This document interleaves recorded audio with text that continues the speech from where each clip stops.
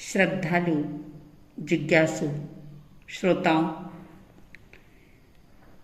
वीर निर्वाण संवत की साध्वी द्वय की तरफ से आप सभी को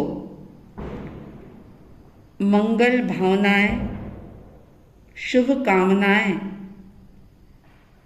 कि इस वीर संवत पर आप अपने जीवन की एक नई शुरुआत करें। आज तक जैसा जीवन जिया है उससे कुछ अलग हटकर के परमात्मा महावीर की अंतिम देशना जो उत्तराध्ययन सूत्र के रूप में है, उसके प्रारंभ में ही प्रभु ने कहा संजोगा विप्पमुक्कस, यानी कि सारे ही संयोग छोड़ने लायक हैं। अगर हम इतना ना कर सकें तो कम से कम जो संयोग हैं वो बदलने वाले हैं, इस सत्य को स्वीकार करें। परमात्मा के संदेश को सिर्फ जाने ही नहीं बल्कि मानने की भी कोशिश करें, क्योंकि अगर ईमानदारी से आप अपने जीवन में देखेंगे तो पाएंगे कि जानने और मानने के बीच में बहुत बड़ा अंतर है, और ये अंतर ही दुख का कारण है। जो हम जान रहे हैं परमात्मा के संदेश को, अगर उनकी एक भी बात को हम सही तरीके से मान लें तो सारी समस्याओं का समाधान हो सकता है,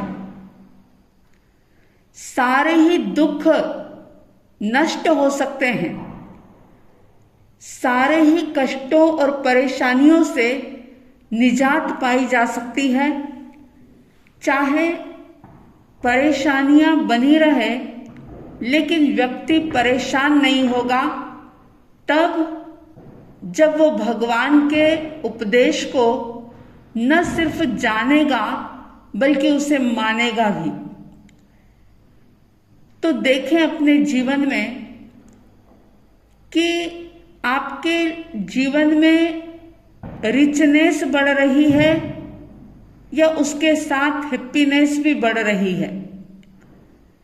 अगर हैप्पीनेस नहीं बढ़ रही, भीतर की खुशी नहीं बढ़ रही और बाहर का विकास हो रहा है, तो परमात्मा ने कहा कि ये रिचनेस जो है, ये बाहर का विकास जो है, ये विनाश का आमंत्रण है।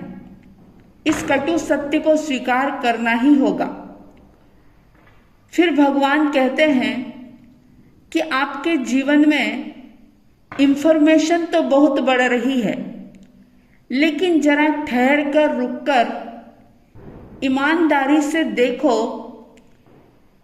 कि इंफॉर्मेशन के साथ साथ ट्रांसफॉर्मेशन हो रहा है या नहीं, रूपांतरण कुछ हुआ है या नहीं। पिछले साल भी उत्तराध्ययन सूत्र सुना था, परमात्मा की वाणी सुनी थी, लेकिन क्या कुछ बदलाव आया या नहीं आया, खुद को ही देखना होगा। और अगर नहीं देखा, नहीं जाना, जीवन की दिशा को अगर हमने सम्यक मोड़ नहीं दिया, तो फिर कितने भी वीर संवत आ जाए, नया वर्ष शुरू हो जाए, लेकिन जीवन में नयापन नहीं आ सकता। बाहर से नए कपड़े पहन लो तो जीवन नया नहीं होता। अगर सचमुच ट्रांसफॉर्मेशन करना है तो प्रभु की वाणी को समझना होगा, जानना होगा, स्वीकार करना होगा, मानना होगा। ठीक वैसे जैसे आप आग को जानते भी हैं और मानते भी हैं। आग जलाती है यह आप जानते हैं, और मानते भी हैं, इसीलिए उससे बचकर रहते हैं। लेकिन परमात्मा ने कहा कि आप एक शुद्ध आत्मा हो, तो क्या ये बात आपने जानने के साथ साथ मानी या नहीं मानी, स्वयं सोचे और सोच करके चिंतन करके निर्णय करें। साध्वी द्वय पुनः आपके लिए हार्दिक मंगल कामना करती है कि आप सबके जीवन में परमात्मा का उपदेश, उनकी वाणी, उनका संदेश आत्मसात करने का पुरुषार्थ जगे। इसी मंगल भावनाओं के साथ गुरुदेव की आज्ञा से चत्तारी मंगलम, अरिहंता मंगलम, सिद्धा मंगलम, साहू मंगलम, केवली पणत्तो धम्मो मंगलम, चत्तारी लोगुत्तमा, अरिहंता लोगुत्तमा, सिद्धा लोगुत्तमा, साहू लोगुत्तमा, केवली पणत्तो धम्मो लोगुत्तमो, चत्तारी शरणं पवज्जामि, अरिहन्ते शरणं पवज्जामि, सिद्धे शरणं पवज्जामि, साहू शरणं पवज्जामि, केवली पणत्तं धम्मं शरणं पवज्जामि। 4 मंगल, 4 उत्तम, 4 शरणा, सुख करना, दुख हरना, और न शरणा कोई। जो भव्य प्राणी आदरे, तो अक्षय अमर पद होय।